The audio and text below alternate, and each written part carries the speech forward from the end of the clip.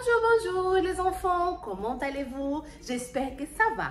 Moi je m'appelle Tamara et je suis l'éducatrice de l'EBI à Nantes et aujourd'hui nous serons ensemble pour un nouveau thème les enfants qui si vous avez hâte de connaître les thèmes d'aujourd'hui. Moi je suis très contente d'être là et de pouvoir apprendre les enfants plus par rapport à la parole de Dieu. Alors avant de commencer, nous allons prier pour demander la direction de Jésus, de notre Seigneur, pour cette leçon d'aujourd'hui. D'accord? Alors, levez-vous, placez la main au niveau de votre cœur, fermez vos yeux et concentrons-nous à la prière. Seigneur Jésus, entre tes mains, nous remettons, Seigneur, cette leçon. Que tu puisses, mon Dieu, parler avec nous et nous montrer, Seigneur, quelle est ta volonté pour notre vie et ce que nous devons faire pour ne pas tomber dans les pièges du mal. Au nom du Père, du Fils et du Saint-Esprit. Amen. Amen les enfants. Alors vous pouvez vous asseoir et nous allons connaître le thème d'aujourd'hui. Et le thème d'aujourd'hui est la fin de la bataille.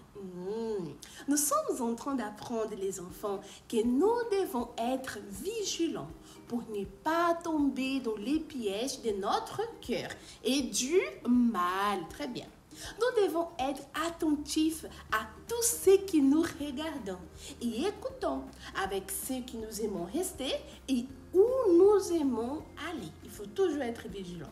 C'est là à tout moment et partout, nous devons être attentifs pour ne pas courir les risques de déplaire à Dieu et d'être pris par surprise, n'est-ce pas? Comme le dit le verset de la semaine. Qui se souvient du verset de la semaine? Il est écrit dans quel livre? En Matthieu, chapitre 24, verset 42. Vous pouvez prendre votre Bible et nous lisons ensemble.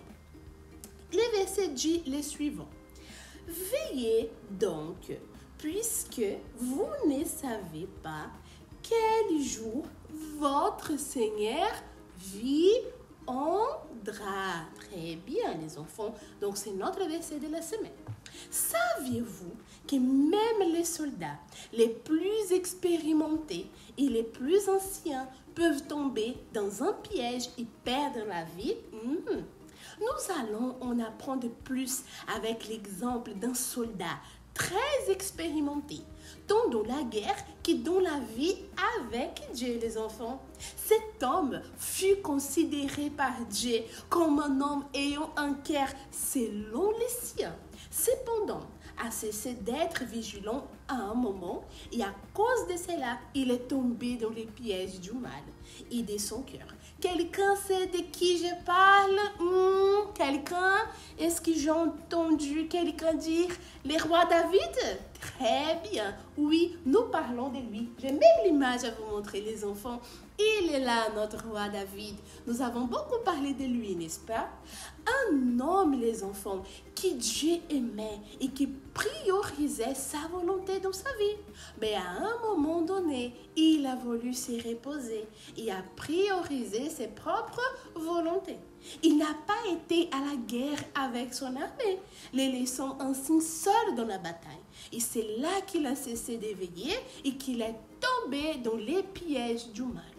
Un jour, alors que David était dans sa terrasse, tranquille, en regardant les paysages, il a vu l'épouse de son meilleur soldat et a fini par la vouloir pour lui. Et pour l'avoir comme épouse, David a fait du mal à son soldat et cela a beaucoup déplu à Dieu.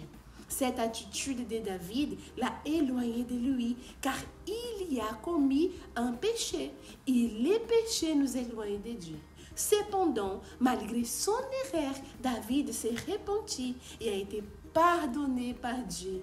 Mais il a dû subir les conséquences de cette erreur. Et c'est pourquoi il a beaucoup souffert, les enfants. Regardez David qui est là, tranquille dans sa terrasse en voulant se reposer.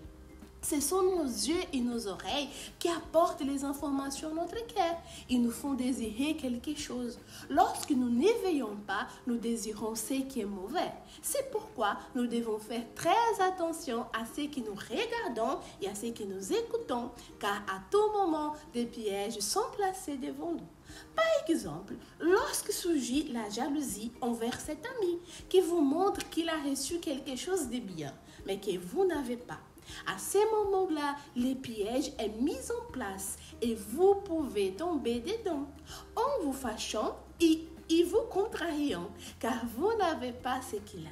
D'ailleurs, vous commencez même à vouloir que cette chose se casse ou que votre ami la perde. Comme l'exemple de ce garçon que j'ai ici entre mes mains, regardez bien, son ami, il a reçu un cadeau. Écoutez bien l'histoire.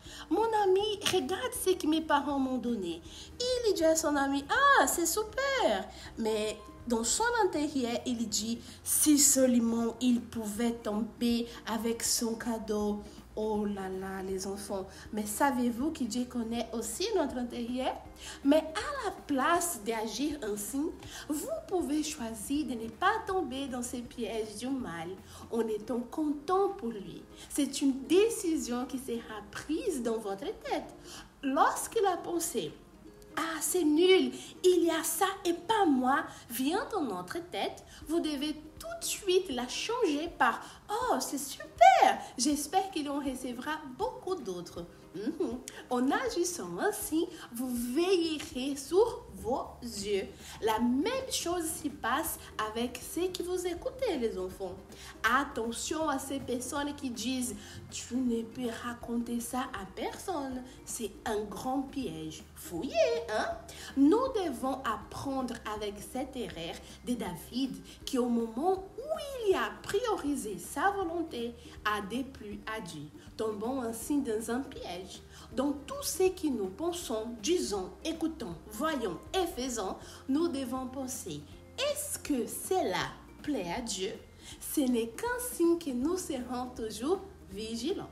Lorsque la bataille de la vie prendra fin et que le Seigneur Jésus viendra nous chercher pour nous emmener dans son grand royaume, nous serons prêts comme des soldats vainqueurs qui veut être prêts pour ces jours. Moi, je veux.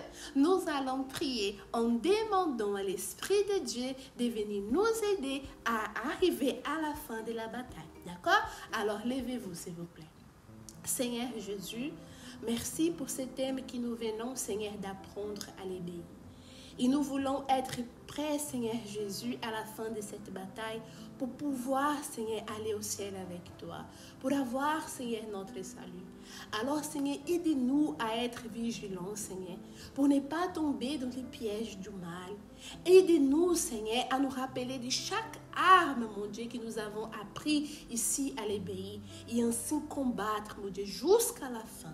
Je remets ma vie entre tes mains et la vie de chacun de ces enfants entre tes mains. Au nom du Père, du Fils et du Saint-Esprit. Amen. Amen les enfants. Alors nous devons être vigilants pour ne pas tomber dans les pièges du mal. Pour notre pratiquant les enfants, nous avons préparé des cartes de couleurs différentes. Vous allez choisir une de ces cartes et dans ces cartes, il y aura une situation qui va se présenter à vous, plutôt un piège du mal. Et vous allez nous dire quelle arme de Dieu nous pouvons utiliser pour combattre ces pièges. Par exemple, nous allons choisir ici la carte de couleur bleue qui présente comme piège les mensonges. Imaginez si c'était avec vous. Cet enfant, il n'a pas fait son devoir. Et quand il arrive à l'école, la maîtresse lui pose une question. Pourquoi n'as-tu pas fait tes devoirs? Et lui, il répond, ah, je ne les ai pas faits parce que j'étais malade, maîtresse. Mais ce n'est pas vrai, c'est un mensonge. Alors, si c'était vous à sa place, qu'allez-vous faire? Dire la vérité ou raconter aussi une histoire à la maîtresse? Dire un mensonge? Si nous portons la ceinture de la vérité, nous allons dire la vérité. Peu importe les conséquences, n'est-ce pas? Alors, les enfants, vous allez donner suite aux pratiquants avec l'éducatrice qui est avec vous. Et à la fin, vous allez comprendre si nous sommes attentifs, si nous sommes vigilants avec ce que nous voyons, écoutons, parlons, aimons, nous allons savoir quelle arme de Dieu nous devons faire usage pour ne pas tomber dans les pièges du mal et ainsi écouter les ordres et obéir notre commandant qui est le Seigneur Jésus, les enfants. Bon, et là nous arrivons à la fin de notre leçon. C'était un plaisir d'être ici avec vous. J'ai beaucoup aimé, mais je ne peux pas partir avant de vous dire, les enfants, de partager avec toute votre famille ce que nous avons appris à l'EBI aujourd'hui. N'oubliez pas d'en parler du verset du livre de Matthieu que nous avons lu. N'oubliez pas non plus d'aller sur les sites du Centre d'accueil universel, sous la rubrique de l'EBI pour pouvoir accéder à tous les contenus que nous avons préparés pour vous et pour votre famille. D'accord? Les enfants, je vous dis au revoir et que Dieu vous bénisse.